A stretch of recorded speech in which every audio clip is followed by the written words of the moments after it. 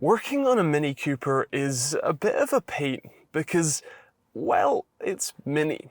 Especially when you're working in the engine bay, there is next to no room for literally anything, including the auxiliary belt. That's the one that powers your alternator, your power steering pump, and your air conditioning, if you have it. And, well, it's rather important that still works just fine. And mine is, well, it's in need of replacing, so let's get at it. Now, generally speaking, you're meant to use a special tool to be able to lift the belt's tensioner up and out of the way and lock it in place so that you can get the belt off. In my case, I don't have that special tool, and since I'm only likely to do this specific job once, I don't really see a need to purchase one when you can use the alternate method that's actually designed into the tensioner itself already to get it out. All you're doing is using a 3/8 drive ratchet in the 3/8 inch square hole that's in the tensioner or built into the sort of arm itself. So we're going to be doing that instead of using the special sort of claw grip tool. Now, admittedly, doing it without that special tool is more of a pain. And so if you are going to be doing this job more than once in your life, then it's probably worth buying. But if you're only going to do it once, you just need to get it over and done with, then you don't need any special tools. So let's show you exactly how you go about doing that. Regardless of special tools or not, you'll need to position a floor or a trolley jack underneath the engine to support it, as we're going to be taking the top right or driver's side engine mount off. Ideally, you use a block of wood or something like that between the oil pan and the jack so that you don't damage the bottom of your oil pan. But either way, you're going to need to jack up the jack itself so that it is supporting the bottom of the engine. You want to have it lightly lifting the car up, not so much that you're going to take the car up off the ground or anything like that, but you want it to be properly supporting the engine. You can then head to the engine bay itself and start removing the 4 16mm bolts that hold the top engine mount bracket onto the engine. Those are 2 at the front and 2 at the back. They're right next to each other and they're relatively tight, so you need to put some force into that. And I would also mention that the front 2 bolts are a little bit sort of crowded around with some of the wiring and sort of lines like vacuum lines and fuel line that are there. So do be careful when you're removing, especially the most inboard bolts, as that's the most difficult and the most sort of crowded area. So just be careful. Once you have those 4 bolts out, you can also remove the 18mm nut that holds that bracket onto the rubber engine mount itself. Once that's out of the way, you will also want to remove the 13mm bolt and nut that holds the grounding strap both to the car and to the engine mount. It's actually probably better if you just remove it from the car itself, as if you remove it from the bracket, there's actually a bolt and nut, and when you remove the nut, it's not a stud that's holding that to the mount nicely, it's just a bolt that is loosely held in by the nut, and so the bolt will just fall out and the nut will also just fall everywhere. So it's probably best to just remove the nut that holds the grounding strap to the body or the frame rail rather than from the mount. Either way, you can lift the engine mount or bracket up and out of the way and out of the car, and now we have clear access to both the tensioner and to the belt itself. Now you can use that special tool here to lift the tensioner up and out of the way if you have it, although if you don't, all you need is a 3/8 drive ratchet to slide into the 3/8 drive hole that is built into the tensioner arm itself.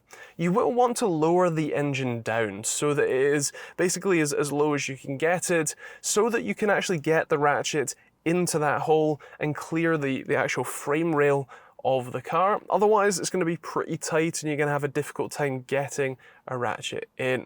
Once the ratchet is into that socket though, you can use it to lift the tensioner up and sort of fully retract it. You want a 3 or 4mm Allen key as a sort of locking pin. It just slides into the small hole that's sort of top of the tensioner, and that holds the tensioner up and out of the way. It sort of locks it in place so that we can then get the belt off. In my case, I just went for lifting the belt up and off of the alternator pulley, and once that was off, it's easy enough to be able to just wiggle it out of place. Once it is out, actually I should make a clear note here that before I did anything to the belt itself, before I removed it, I made a little diagram of how the belt is routed around the engine, as the routing is what determines how it actually fits on and make sure that all of the ancillaries actually work and run just fine. And you can see my my clearly utterly professional design here. Yeah, it's great. Either way, it works just fine. This is for the version with AC. If you don't have AC, you'll need a shorter belt, and you will obviously not have the lower right section, but everything should otherwise be the same. I'm using a 6PK 1033 belt, which means it has 6 ribs and is 1033 or 1033 millimeters long. That's what you need for this specific R50 Mini Cooper, the 1.6 non-S. And yeah, you can then fish the new belt on. I started with getting it onto the AC compressor, as that was the hardest one for me to reach. Once I managed to just about flick it onto the bottom, I then moved my position so that I could reach sort of over the engine and down and in to be able to hook it onto the crank pulley and then up and under the tensioner as it's meant to be. And then I came back round to have a bit of a fight, bit of a tussle with the belt, getting it onto the alternator pulley.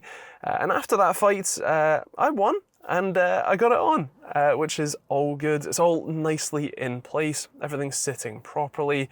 And then in my case, I ended up just using a pry bar to relieve a bit of pressure on from the tensioner and pull the sort of grenade pin, the Allen key back out and gently let the tensioner back down. In my case, my tensioner is actually on its way out. It is something I need to replace. I already have the replacement parts, although unfortunately one of the 3 screws that hold it, or bolts that hold it in, has snapped in the block or in the head, and so that's a job for another day when I have better access to the side of the block to remove or drill out or whatever, fix that problem and then replace all of those bolts and the tensioner itself. So that's a problem for another day that I will solve. Luckily it still works good enough for now, so for now we have a nice clean belt on there and it's pretty much ready to go except for putting the engine mount back on.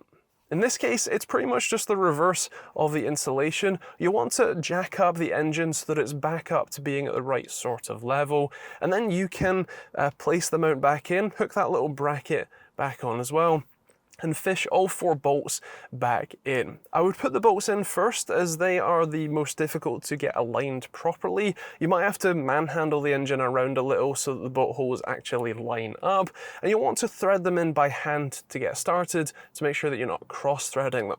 Once they are threaded in though, you can run them down and ideally tighten them up a fair bit before you then put the nut on the rubber engine mount itself.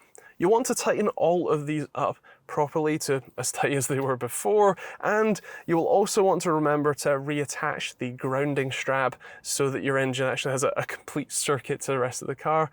I've heard that's kind of useful. Once the engine mount and the grounding strap are back in place, it's a good idea to start the engine while everything is, you've still got all your tools out to make sure that the belt is in its correct place and that it's running properly. Once you've confirmed that everything is working fine, your alternator is spinning just fine, you've still got power steering, your AC still works if you still have some refrigerant in there, which we currently don't, then you can rest happy knowing that the job is complete and without any special tools. You can make this easier for yourself by taking the driver's side wheel off and the wheel sort of lining, the wheel arch lining, as that gives you a clear access to the front of the engine, the crank pulley, and even better access to the power steering pulley and to the AC compressor pulley. So if you want to make it easier for yourself, feel free to do so. In my case, this only took me about an hour all in, so I'm not too worried about this being an overly difficult job. With that said, that is how I went about replacing the auxiliary belt on my Mini Cooper. If you have any questions, suggestions, or any sort of experiences of doing this yourself, feel free to leave those in the comments down below. I would love to hear from you. If you want to see more videos from me, both how-tos and guides like this, but also stuff like car reviews and first drives, then there's a load of those both already on the channel you can check out in the end cards, and of course you can hit that subscribe button and turn on the bell notification icon too. If you want to support the channel, you can do so in a number of different ways, including picking up a hoodie or t-shirt like this one, or the black design if you'd prefer, and there's also some Amazon affiliate links that you can check out to some tools and that sort of stuff in the description. Otherwise, thanks for watching, hope you enjoyed it, and we'll see you on the next video.